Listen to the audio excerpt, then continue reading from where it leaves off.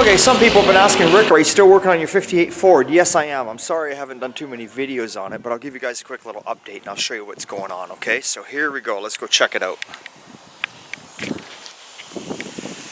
So as you can see, I've loosely assembled the front inner fenders, rad support, hood hinges. Now what I mean by loosely is I bolted everything up, but I haven't over tightened the bolts because you always have movement on everything when you're doing this on any car, regardless whether it be this car or a Chevy, Ford, Dodge, whatever. You shim things up here with rubber shims. Obviously you can shim things up. There's movement in the hinges, as you can see, up and down. You can see there. There's also, you can see the holes are slotted even where the fenders go on. Everything has movement. So I kind of just leave it all loose. I don't know if you can see that moving around. You know, it's on there. I've got the battery box in. I pretty much got everything in place where it needs to be right now. At the moment, what I'm doing is, like I told you guys, I left all this car original braking system, but I did put a power booster and a dual master cylinder on it. But it is still all drum brakes all the way around. So I've got that all mounted. I got to bleed the brakes now, then we'll have brakes working on it. As you can see, Chris has started wiring it. I would say he's probably got a good 50% of the wiring done. So there we go. The sheet metal is on. Now, any of you guys that are new subscribers and you're like, what's this all about? You're just going to have to go back and look through my videos and find they're always dated. They're always called Rick's 58, part 1, 2, 3, 4. And you can watch it all and you can see from day one what I've done. Now, I still got to do this door. As you can see, this door is still going to be stripped to bare metal because the whole car was stripped down. And the roof has to be stripped to bare metal.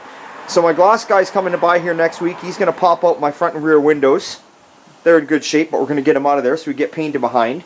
I don't know if I showed you guys. Now the back bumper is just sitting on it with a couple bolts, only because if you can see down in there, I had the exhaust put on the car, and I wanted to make sure that he knew exactly where to put the extension tips and run the tailpipes out. So the bumper will be coming back off now. It was only for mock-up. The rest of the body is in final primer. It is ready for a block and a sand, and away we go. As you can see, I've got the driver's side door off. It just makes it easier on Chris to get in and out of the car to do the wiring, to have the door off. Plus, I had to strip the door to bare metal anyway. So, the door is being stripped now. I left it. The only thing, you know, I've redone everything on this car, except the dashboard is still, if you can get in here, I'll see. The dashboard is still the original gray paint. Now, it's a bit faded out here and there, but you know, I just left it. I wanted to leave the dash original. What I've got going on here for a steering wheel is I've got a Moon silver metal flake wheel that's going in. You can see my shifter down there on the floor. I've got a C4 automatic, but I just put a Mr. Gasket shifter in there. Actually, Chris did that for me, and it just makes it kind of give it that standard look. Of course, we all know that real hot rods all have 3 pedals. I'm not arguing the fact, but I threw an automatic in here because the whole game plan is with this car is I would like to sell it. Now, I'm not going to give it away, of course. You know, it's going to have a high dollar on it because it's a rust-free car. And if I don't sell it, I don't care because I don't need the money. But if I do sell it, it means I can do more work to my shop.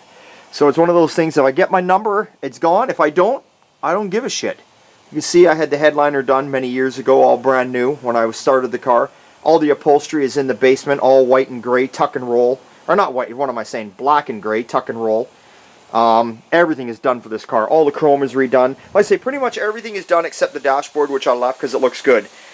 I'm going to go for that 60 style build with the American Torque Thrust 2 wheels on it. A little bit of a rake in the front, so you got that California rake going on. I did do a few changes to the body, a few things I've deleted for chrome. This is the plain Jane 2-door post. So like I said, it's got a 302 C4, it's got the factory 9-inch with a posi, everything is new. The engine I had built is supposed to be roughly, for sure, guaranteed 300 horse, but probably more like 3 1/4. So that is plenty of power to smoke the tires and still be able to drive it and afford the gas.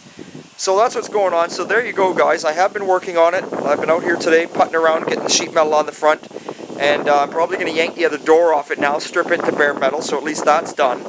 And that is about it. I'll bleed the brakes up.